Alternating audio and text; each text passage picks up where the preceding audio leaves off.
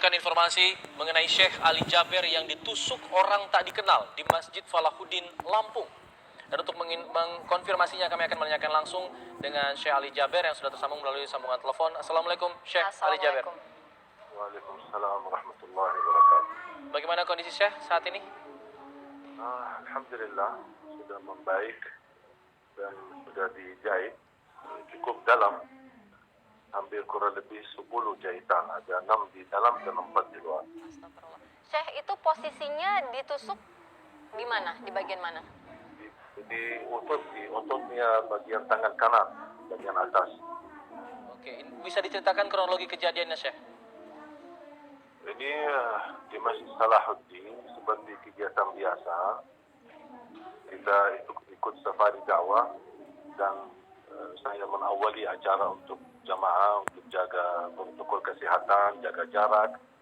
Kemudian kita mulai, saya memanggil seorang anak usia 9 tahun untuk tes bacaannya karena dia kan ikut wisuda.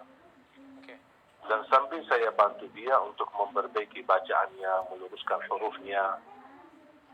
Dan begitu selesai, saya minta HP-nya ibu si anak ini untuk foto bersama lah buat kenang-kenangan. Ternyata ibu ini HP-nya full, gak bisa foto. Makanya saya minta sama jamaah menarah ke kiri, jamaah boleh pinjam HP-nya. Kasihan anak ini biar bisa dapat foto sekalian. Mudah-mudahan menjadi anak hafizah. Pas saya fokus ke kiri, kemudian menarah sekalian ke kanan untuk melihat siapa jamaah yang membawa HP-nya pinjam. Tiba-tiba di atas panggung ada orang lari. Kemudian karena posisi panggung ini cukup dekat dengan jalan, karena posisi acara di luar, di lapangan masjid, bukan di dalam masjid. Makanya orang Lampung itu cukup gampang untuk bisa masuk karena tidak ada terhalang dengan jamaah atau kursi-kursi. Tapi subhanallah qadarullah ketika menarah ke kanan, saya tiba-tiba kaget melihat ada orang sudah di atas, di hadapan saya. Dan saya langsung qadarullah respon. Kalau saya tidak lihat ke kanan, mungkin bisa qadarullah ke leher saya atau ke dada saya. Tapi subhanallah saya angkat tangan, makanya dia tusuk ke tangan. Maka begitu saya lawan, patah pisaunya ke dalam otot saya di kanan, ke bagian kanan. Baru subhanallah jamaah langsung amankan dan tangkap dia. Jadi bisa dipastikan pelaku ini bukan bagian dari acara ini atau datang dari luar begitu? Iya, kelihatan dari luar karena dia lari. Dia lari. Cuman ke posisi jamaah cukup fokus karena kita lagi bukan lagi ceramah tapi lagi diskusi dengan jamaah, berdialog dengan jamaah. Makanya jamaah banyak fokus ke saya, tidak memperhatikan. Dan ini kejadian pertama kali barangkali, apalagi posisi saya di panggung cukup dekat jalan. Gitu. Iya. Bisa dipastikan Syekh, pelaku ini benar-benar satu orang? Yang kita ketemu tadi satu orang. Apakah ada orang lain, mungkin mereka lepas diri atau larikan diri dari tempat, tapi yang kita lihat ini ada satu orang dan langsung diamankan. Ya, jujur saja kasihan pas lihat jamaah menghajar dia dan mukul dia, saya bilang jangan, amankan aja dulu, biar ini tugas polisi, jangan kita main hukum sendiri. Iya, Syekh, mendengarkan informasi tidak Syekh? Siapa sebenarnya pelaku ini? Sampai titik ini belum saya mendapatkan berita apa. Karena baru saja diamankan, karena habis ditahan oleh jamaah, diamankan di ruang masjid sambil menunggu polisi datang, dan petugas polisi datang dan membawa beliau ke kantor polisi. Oke, jadi mungkin bisa diceritakan lagi untuk luka yang Syekh alami saat ini di bagian mana saja? Mulai sedikit nyeri, awal-awalnya saya berdarah terus sampai baju saya di sebelah kanan semuanya basah.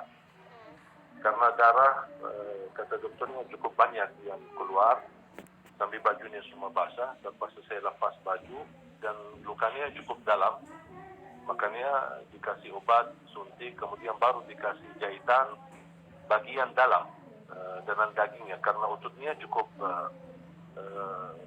tusuknya cukup dalam, sangat dalam.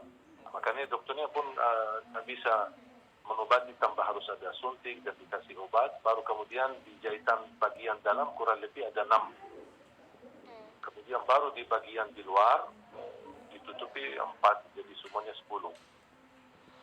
Syekh, mungkin bisa diinformasikan juga untuk profil pelaku ini seperti apa, mungkin ciri-cirinya atau dia mengenakan apa yang ia bawa pada saat itu. Nah, saya lihat anak itu masih anak muda banget ya. Mungkin diperkirakan 20 tahun lah. Orangnya kurus banget. Jadi saya merasa orang ini kalau saya lihat ya dari wajahnya dia ketika saya berhadapan dan diamankan, nampaknya bukan mudah untuk melakukan hal seperti ini. Pasti ada kedorongan atau ada yang menyuruh atau ada apa ya gitu. Jadi karena saya lihat dari segi, mohon maaf, fisiknya, dari segi ini mungkin dia bisa dengan cara mudah. Butuh mental yang kuat untuk melakukan hal seperti ini. Ada yang ia teriakan atau omongkan ketika melakukan perbuatannya itu, Syekh? Enggak, sama sekali tidak. Diam. Hanya diam, cuman ketika dia angkat pisunya, dan subhanallah pas panitia kebetulan ada banyak yang sudah ada video live, ada yang lagi live, ada yang lagi rekam. Pas saya lagi berlangsung ceramah. Jadi semua terekam ini mulai dari titik awal sampai akhir. Ini terekam semua. Jadi perilaku tidak berbicara apa-apa. Acaranya sudah berjalan berapa lama hingga kemudian kejadian itu? Kenapa? Acaranya sudah berjalan berapa lama hingga kemudian terjadi? Baru mulai. Belum 15 menit. Baru awal ketika saya melihat di spanduk, ada spanduk tulisan wisuda. Saya tanya sama panitia, ini wisuda apa? Dia bilang wisuda hafalan Quran. Udah, mana salah satu anak boleh naik panggung, saya mau tes bacaannya. Dan alhamdulillah posisi si anak ini ada di sebelah kiri, bukan di sebelah kanan. Iya.